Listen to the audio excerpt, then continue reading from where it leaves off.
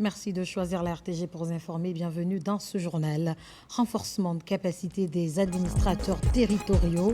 Les travaux viennent d'être lancés à Conakry par le Premier ministre. Ils sont axés sur la gestion opérationnelle du recensement biométrique des citoyens. Les échos dès le début de cette édition.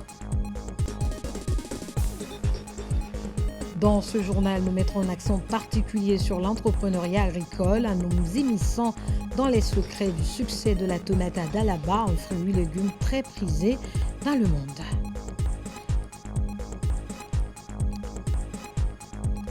L'artiste ivoirien Des Bordeaux se produira ce week-end à Conakry. La structure organisatrice de ce concert géant était face à la presse pour annoncer les couleurs de l'événement. C'est tout pour le sommaire. Encore une fois, bonsoir et bienvenue à tous dans ce journal que nous ouvrons par ce décret. Décret des 2025-47 PRG CNRD SGG portant nomination d'un officier supérieur à un poste de commandement. Le président de la République, vu la charte de la transition, décrète, article 1er. Le colonel Mohamed Ali Camara, matricule 19 434 G, précédemment en service au bataillon autonome des troupes aéroportées Bata, est nommé commandant du bataillon autonome de Mamou en remplacement du colonel Mamadou Alphaba, mis à disposition de l'état-major de l'armée de terre. Article 2. Le présent décret qui abroge toutes dispositions antérieures contraires prend effet à compter de la date de sa signature et sera enregistré et publié au journal officiel de la République. Conakry le 3 avril 2025, signé le général Mamadi Doumbouya. Un atelier bridge sur l'administration électorale et la gestion opérationnelle du recensement biométrique des citoyens est lancé à Conakry. Il est destiné aux administrateurs territoriaux du pays et piloté par le ministère de l'Administration du territoire et de la décentralisation. La cérémonie d'ouverture a été présidée par le Premier ministre. Adi Camara, reportage. Le système électoral obéit à des principes conformes aux normes juridiques et réglementaires nécessaires pour garantir l'impartialité et la transparence. D'où la tenue de cet atelier bridge à travers la Direction nationale des affaires politiques et de l'administration électorale en collaboration avec le Programme national de recensement administratif à vocation d'état civil PN-RAVEC. Il est destiné aux gouverneurs et préfets du pays. Cette présence des administrateurs territoriaux exprime leur volonté, leur détermination, leur engagement à agir en tant que représentants authentiques de l'État, du président de la République et de chacun des membres du gouvernement dans leur circonscription administrative. Et en votre qualité d'officier et d'administrateurs territoriaux, votre mission essentielle sera d'intégrer un certain nombre de connaissances que vous aurez à transmettre à votre tour à vos collaborateurs directs, à savoir les sous-préfets et les présidents des délégations spéciales, à l'effet de constituer le registre national des personnes physiques et le fichier électoral. Administration électorale et gestion opérationnelle du recensement biométrique, c'est le thème de ce module de formation, thème d'actualité en Guinée, compte tenu de la vision du chef de l'État, le président de la République, général Mamadi Doumbouya, qui veut imprimer un caractère inclusif et transparent à ce processus électoral en Guinée. Pour assurer le bon déroulement de ces opérations, il est important d'outiller les administrateurs territoriaux sur leur rôle et responsabilités dans la coordination et le suivi des activités de recensement biométrique des citoyens guinéens âgés de 10 ans et plus et en administration électorale. Il est impératif que chacun d'entre nous assume pleinement ses responsabilités pour la constitution concomitante du registre national des personnes physiques et du fichier électoral qui constitue une étape cruciale à l'organisation du scrutin référendaire et la tenue des élections nationales courant 2027.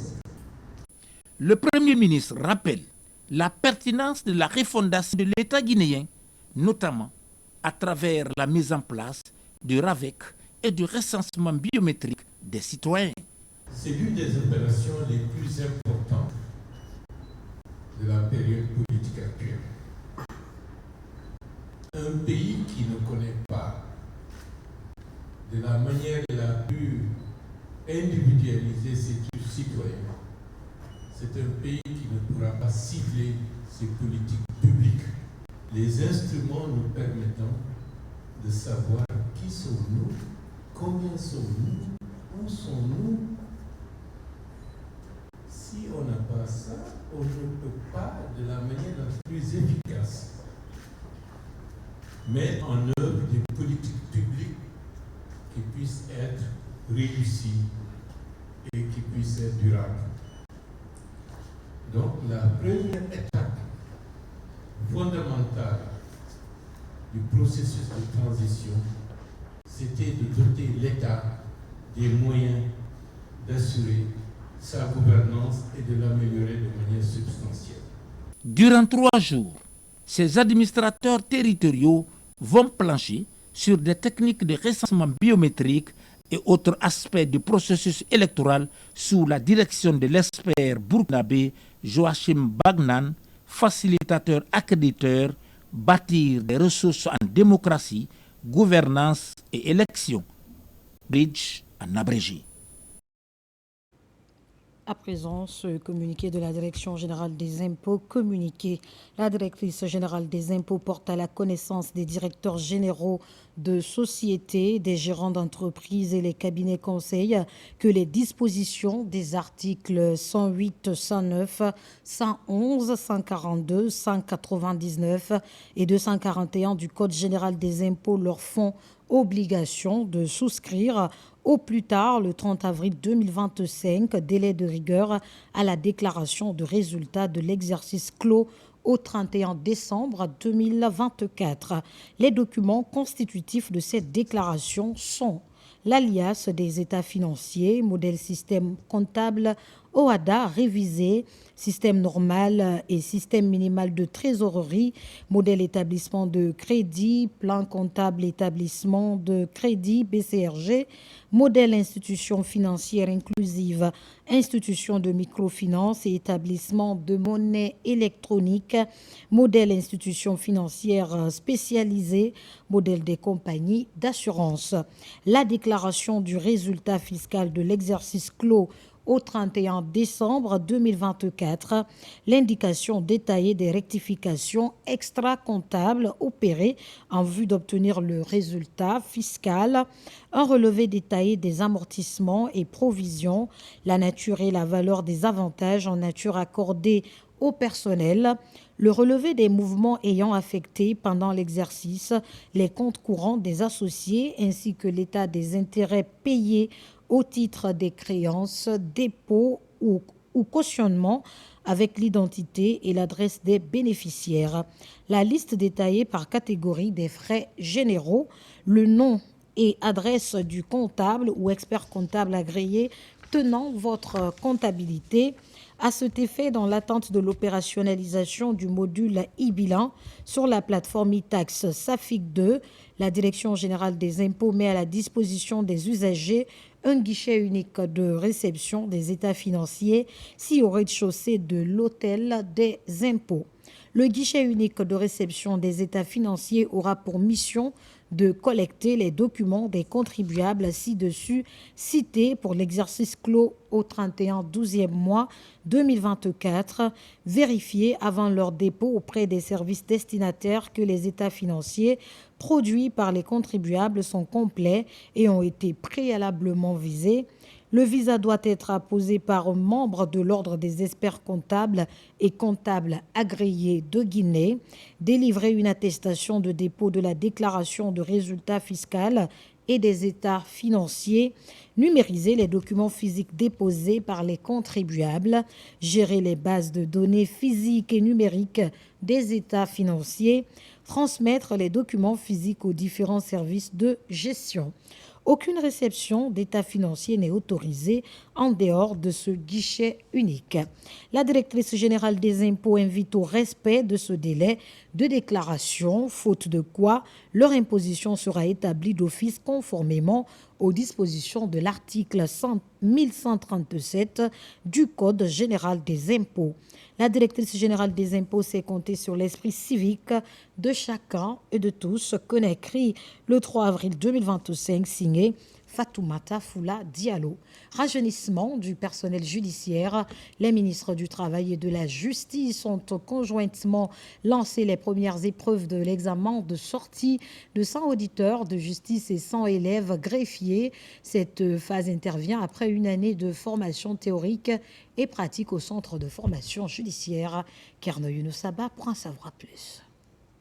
Ils sont futurs magistrats et greffiers. Ces professionnels de la justice bouclent une formation de 2 ans, dont une année en pratique judiciaire. Recrutés en 2023 à l'issue d'un concours, ces auditeurs de justice et élèves greffiers affrontent les dernières épreuves avant de devenir de véritables animateurs des cours et tribunaux. C'est le passage obligé pour tout magistrat avant de devenir magistrat titulaire et pour tout greffier avant de devenir greffier titulaire.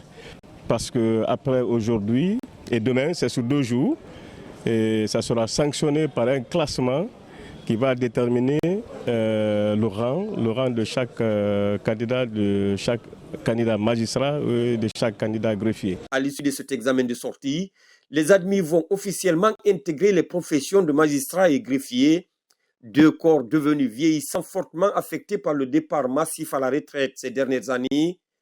Par ces recrutements, le ministère de la Justice compte rajeunir l'arène judiciaire en vue de résorber le déficit en personnel. Nous sommes à un tournant très décisif, marqué par le rajeunissement de notre administration publique.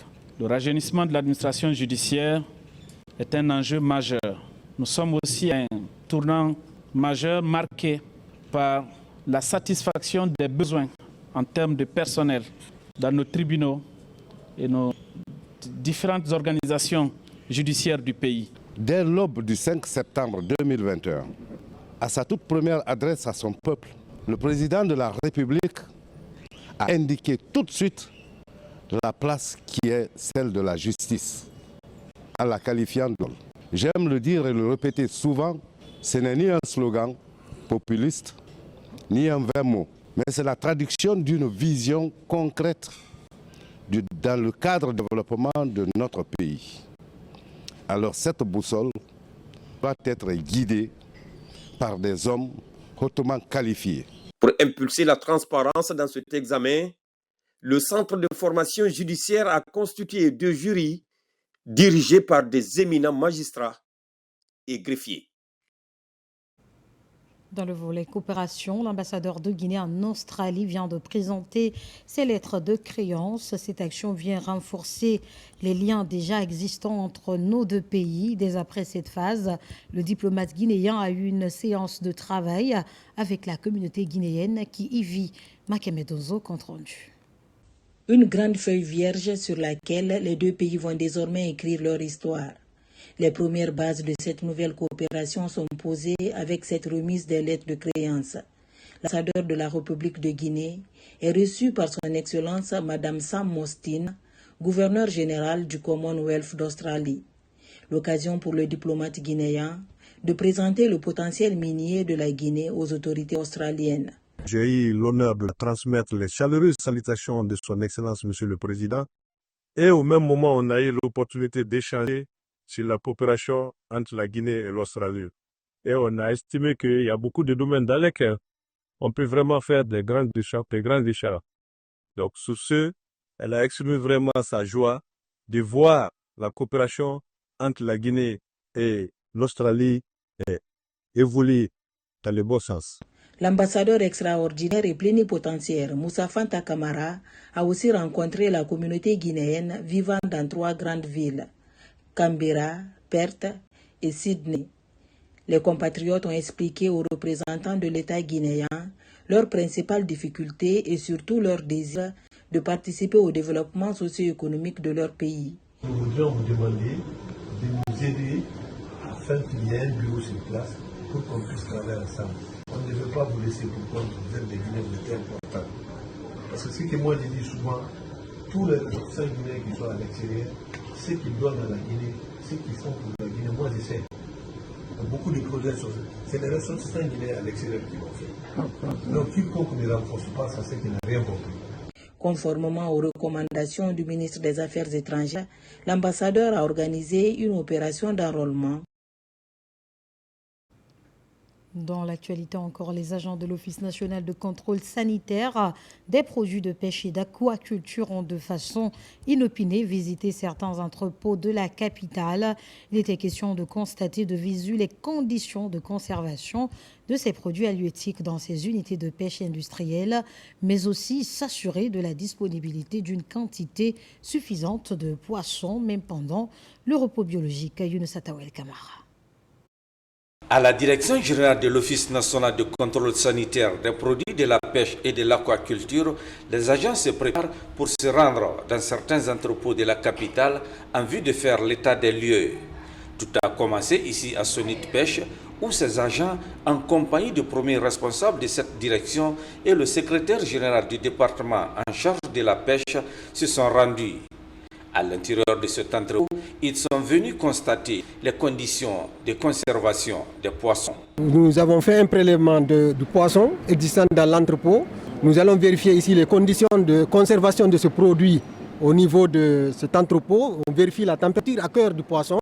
Nous vérifions aussi les organes organoleptiques pour vérifier est-ce que tous les paramètres sont respectés dans le cadre de la qualité des produits. Nous sommes sortis ce matin pour visiter les entrepôts et les établissements. Et le laboratoire est là pour faire des prélèvements et de l'eau et de la glace et faire l'analyse microbiologique et chimique. Ces contrôleurs sanitaires de l'ONSPA se sont rendus également à Libya Pêche et Frimer. Dans ces deux unités industrielles situées à Kaloum, le contrôle est axé sur la qualité des cartons d'emballage, les étiquettes et la conservation des produits de pêche. Nous venons voir si les manquements qui avaient été observés à l'audit sont corrigés. Si ce n'est pas corrigé, nous faisons en sorte que les manquements soient corrigés. Madame Fatima Kamara, ministre de la Pêche et de l'économie maritime, a chargé l'autorité compétente à effectuer des visites inopinées dans les établissements de traitement de poissons, dans les marchés, dans les débarcadères, afin de s'assurer que le poisson qui est mis à la disposition de la population guinéenne est de bonne qualité. Partout dans ces entrepôts, les responsables de ces unités de pêche industrielle rassurent la mission du respect de la bonne conservation des produits halieutiques de grande consommation, même pendant le repos biologique. Il y a une bonne palettisation. Parce qu'il y a l'espace entre les produits.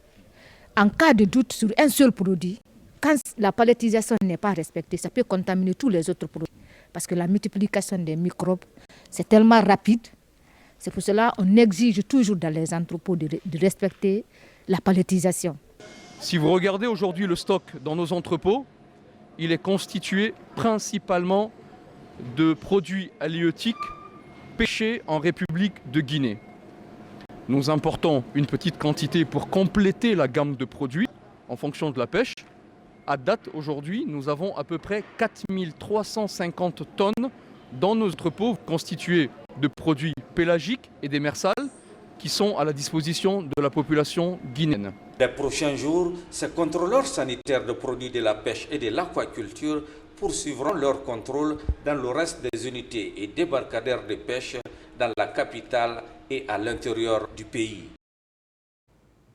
À présent, ce communiqué de l'ONFPP, communiqué l'Office national de formation et de perfectionnement professionnel, ONFPP, informe l'ensemble des entreprises privées, mixtes, parapubliques, partenaires qu'elles sont invitées à transmettre leur plan de formation pour l'année 2025. Dans le cadre de sa mission d'accompagnement et de développement des compétences, l'ONFPP réaffirme son engagement à poursuivre ses activités d'amélioration continue des ressources humaines au sein de ses entreprises partenaires. À cet effet, il invite toutes les structures concernées à transmettre leur plan de formation 2025 au plus tard le 18 avril 2025. Dépôt physique, secrétariat central, 2e étage, immeuble ONFPP, Dixine Terrasse, commune de Dixine. Dépôt électronique oumar.kaba@onfpp.gov.gn.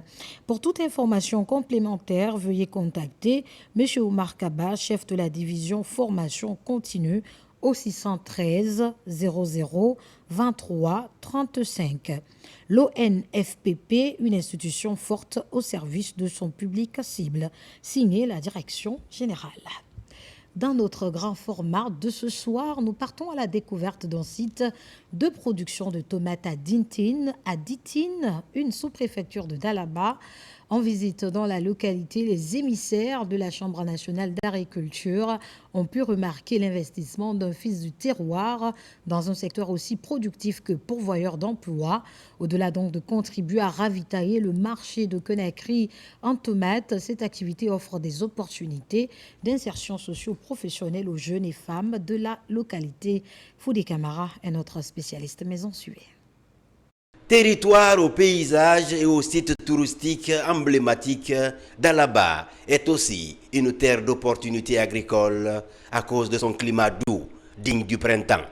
Profitant des atouts climatiques de la Suisse de l'Afrique, sur 25 hectares, des variétés de tomates et de pastèques sont prêtes à se retrouver dans les assiettes.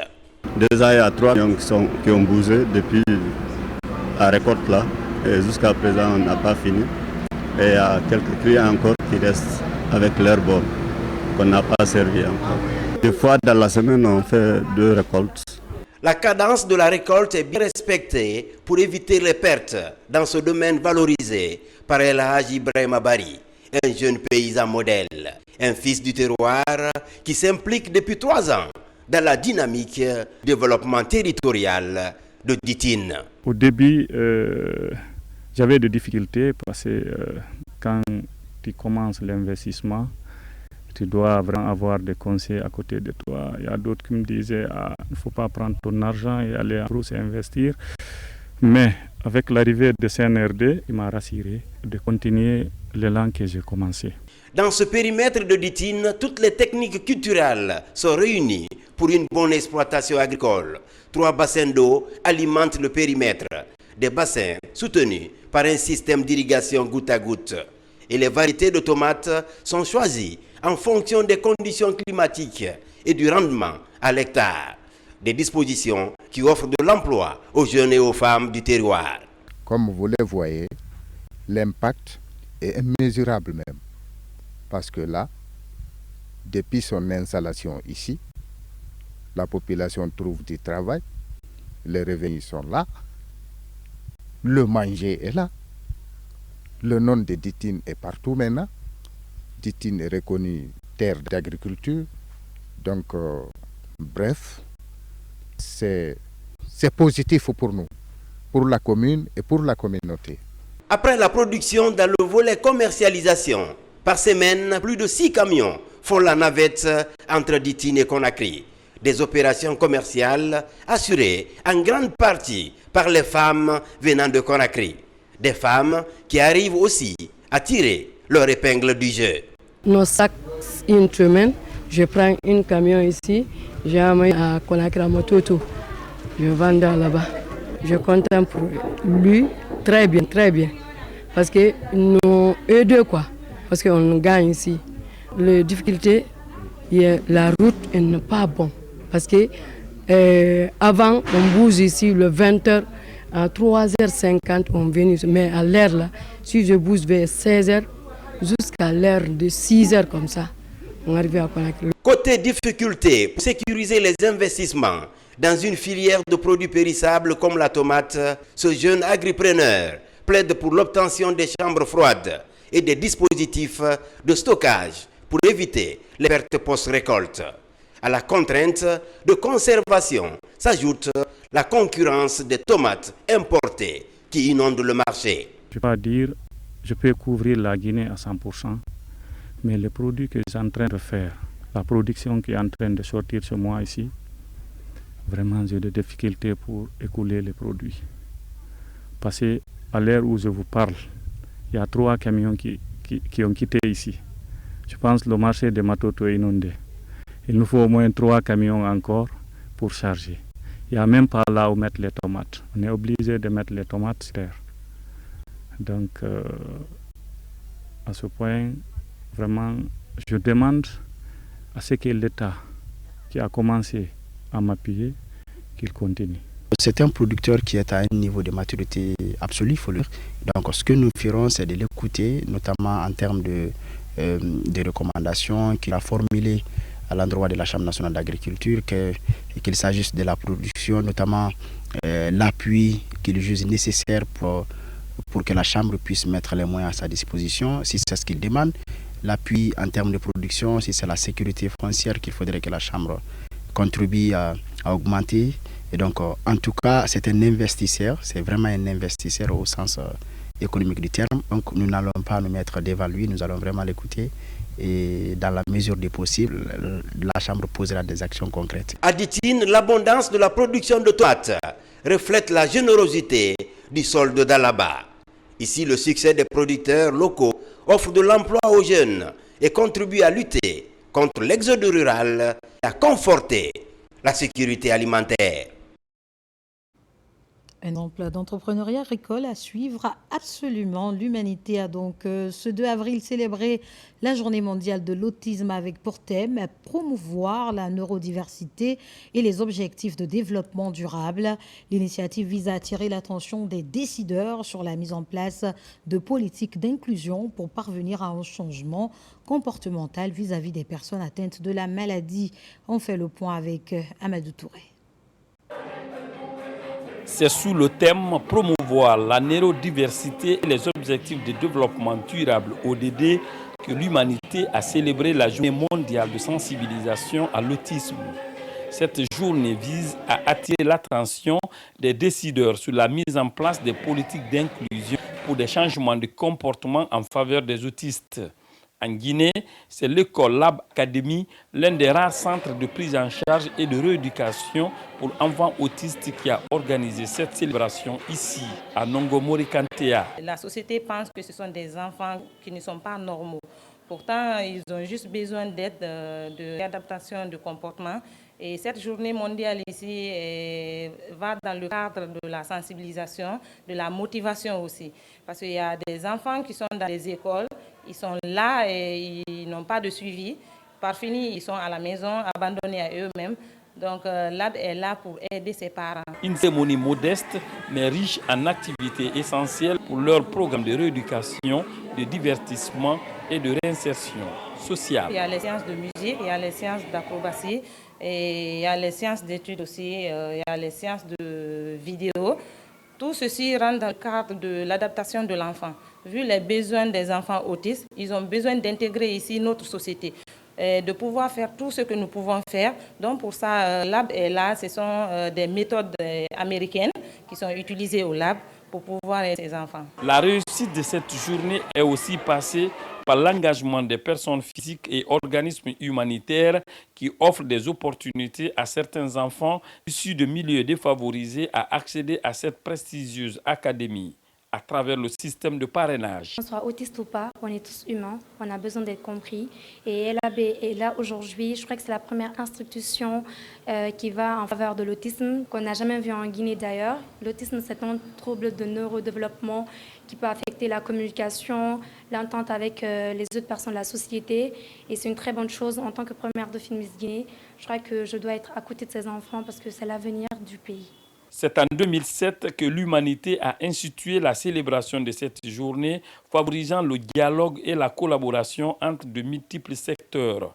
17 ans plus tard, la journée veut encourager le renouvellement des efforts visant à éliminer les obstacles, promouvoir des politiques d'inclusion et reconnaître les contributions des personnes autistes à la société et à la réalisation des objectifs de développement durable. Et pendant ce temps, l'Agence nationale d'inclusion économique et sociale déploie ses travailleurs sur le terrain pour la reconnaissance physique des ménages sinistrés à Kaloum après l'incendie au principal dépôt d'hydrocarbures. Ils devront, une fois identifiés, bénéficier d'une année de prise en charge financière de la part de l'État guinéen et du Fonds monétaire international. Guinéen Sané, reportage. Près Près de 30 assistants communautaires sont déployés dans la commune de Kaloum par l'Agence nationale d'inclusion économique et sociale Agnès dans le but d'une vaste opération de reconnaissance de 3689 ménages sinistrés. Il s'agit des activités de vérification de l'adresse des ménages en vue de l'organisation efficace des transferts monétaires. D'abord, reconnaître physiquement les bénéficiaires, les sinistres de l'incendie de Kaloum pour permettre les assistants communautaires de l'Agnès de faire le suivi sur le terrain, de mettre à jour les informations des bénéficiaires sinistrés afin de pouvoir récolter les données réelles et justes sur le terrain. Cette supervision prépare une assistance sociale aux sinistrés. Mais pour préparer ces assistances-là, il faut envoyer la base de données que nous avons reçue de l'Angus, faire une reconnaissance physique des bénéficiaires, c'est-à-dire les noms que nous avons reçus de la part de l'Angus. Il faudrait que nos assistants communautaires avec les superviseurs passent de porte à porte pour voir si les noms-là sont conformes aux données envoyées par l'Angus. Ces ménages ont bénéficié pendant un an des transferts monétaires pour les aider à se reconstruire. Cette initiative est financée par le FMI dans le cadre d'une facilité de crédit accordée au gouvernement guinéen.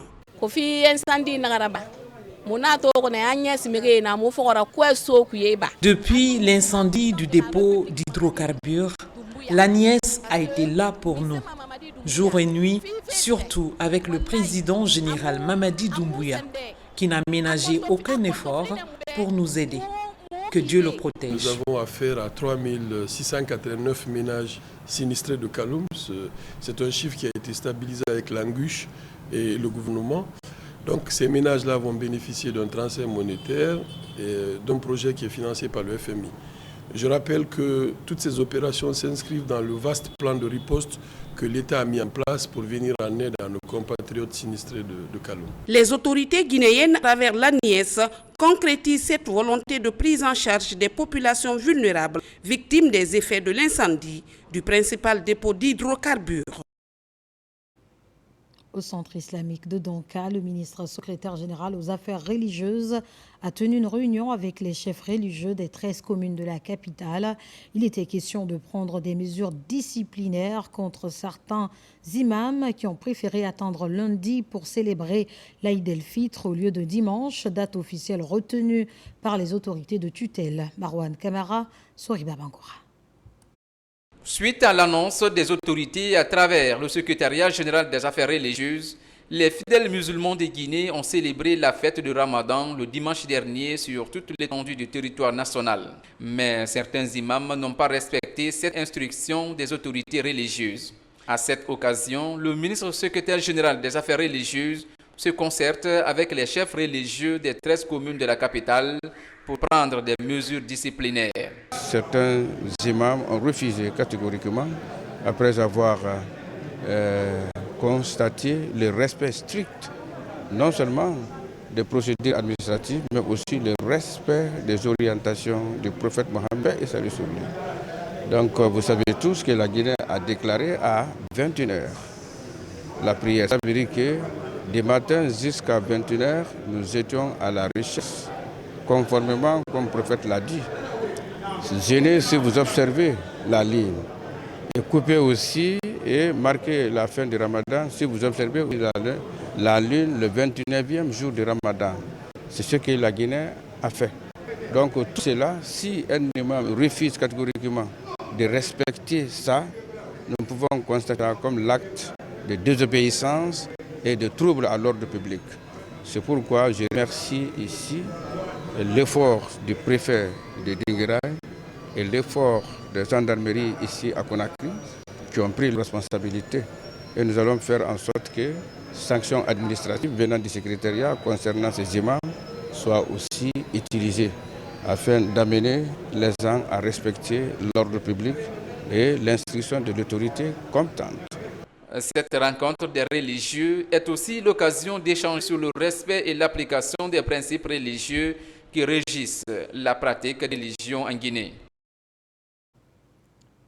Guénéba Djaba au paradis est le concept d'un concert géant initié par la structure Titi Prod. Cet événement qui connaîtra la participation des artistes guinéens et ivoiriens est aussi un moyen de renforcer la diplomatie culturelle entre nos deux pays. En prélude à ce spectacle vivant à Conakry, les organisateurs ont animé une conférence de presse pour annoncer les couleurs de l'événement. Kandesila Marie-Angélique Bangora. C'est un concert inédit que les artistes des Bordeaux Lekoumfa, Wallace, Willy Dembo et Yamasega comptent livrer ce vendredi 4 avril au public mélomane de Conakry sous le signe de la paix et de l'unité nationale. Devant la presse, les artistes conviés à l'événement rassurent. On est à fond avec le paradis. Même quand je fais Djeniba, c'est une inspiration, c'est-à-dire c'est un flow emprunté de la musique mandingue, typiquement guinéenne.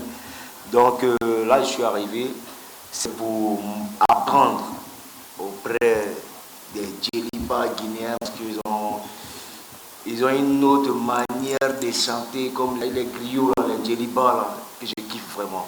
Pour les organisateurs, toutes les dispositions sont prises pour permettre aux consommateurs de la bonne musique de vivre un événement exceptionnel.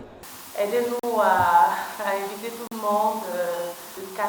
Nous avons la grande soirée avec des Bordeaux, Yamasega et Wallace et aussi Willy Dombo.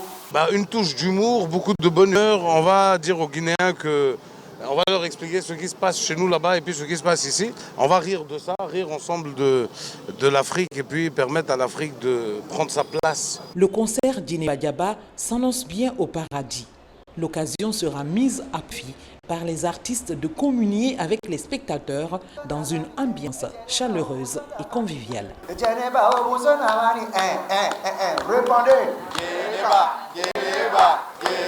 Bien seulement.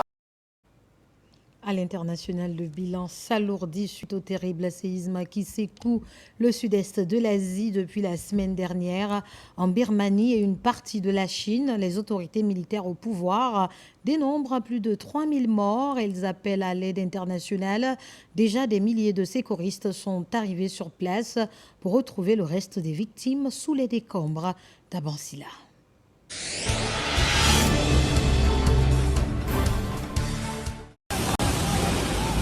Le bilan du puissant séisme qui frappe la Birmanie depuis vendredi passe désormais à plus de 3000 morts, alors que 381 personnes sont toujours disparues 6 jours après la catastrophe, a annoncé la junte au pouvoir jeudi. Dans la capitale thaïlandaise, où l'effondrement d'un immeuble de 30 étages en construction a fait au moins 22 morts, les recherches se poursuivent pour retrouver quelques 70 disparus. C'est un puissant séisme qui a potentiellement englouti une partie du centre de la Birmanie avec une magnitude de 7,7. Le drame a occasionné des secousses qui ont été ressenties jusqu'en Thaïlande voisine, provoquant notamment des scènes de panique à Bangkok. À date, plus de 1000 secouristes étrangers sont arrivés en Birmanie dans le cadre de la mobilisation internationale pour épauler des services locaux sous-équipés face à une telle crise. Les opérations de sauvetage ont permis d'extraire vivants des décombres environ 650 personnes selon un média de la place. De nombreux habitants dorment encore dehors, soit parce qu'ils ne peuvent plus retourner dans leur maison en ruine, soit parce qu'ils craignent d'autres repliques. La junte en Birmanie a annoncé mercredi un cessez-le-feu jusqu'au 22 avril dans le but d'accélérer les efforts de secours et de reconstruction en vue de maintenir la paix et la stabilité dans le pays.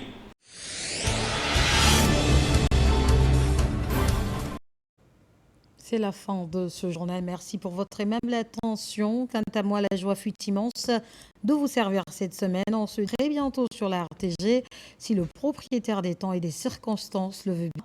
Guinée, notre paradis, terre de richesse, d'opportunités et d'innovation. Bonsoir.